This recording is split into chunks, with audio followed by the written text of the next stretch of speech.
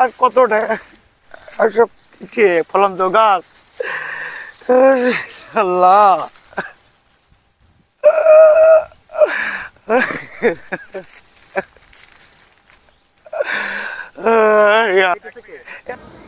এটাই ছিল তার জীবনের একমাত্র সম্বল।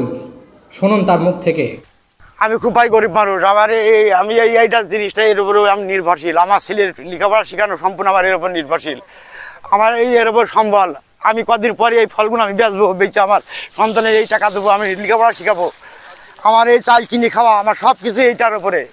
আর আমার এই ফলন আমি এর উপর আমি এর বিচার চাই, আমি সুষ্ঠু বিচার চাই।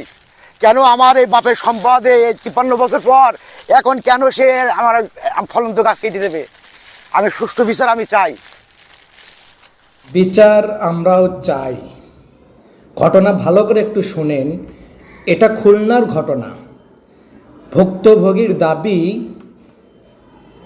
এই জমি আজ থেকে কেনা হয়েছে 53 বছর আগে, কিন্তু এখন যারা জমির দাবি করতেছে তারা বলতেছে আমাদের দাদা এটা ভুল করে সই করে দিয়েছে।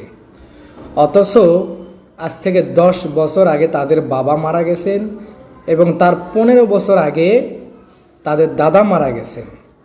এর ভিতরে কিন্তু এরা জমি দাবি করতে আসে নাই, কিন্তু এখন আসে তারা জমি দাবি করতে আসছে।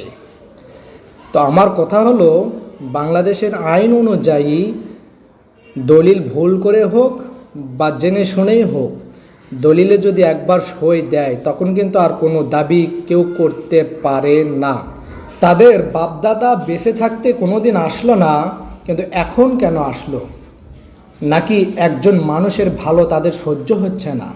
আমাদের বাঙালির স্বভাব তো এমন, নিজে যেই কাজ করতে পারি না অন্যের সেই কাজটাও আমরা পছন্দ করি না, আমাদের হিংসা হয়। নাকি তাদেরকে কেউ এদের পিছনে লাগাইয়ে দিয়েছে? আমি প্রশাসনকে বলবো এটা সঠিক তদন্ত করেন এবং একটা সুষ্ঠু বিচারের ব্যবস্থা করেন ইনশাআল্লাহ।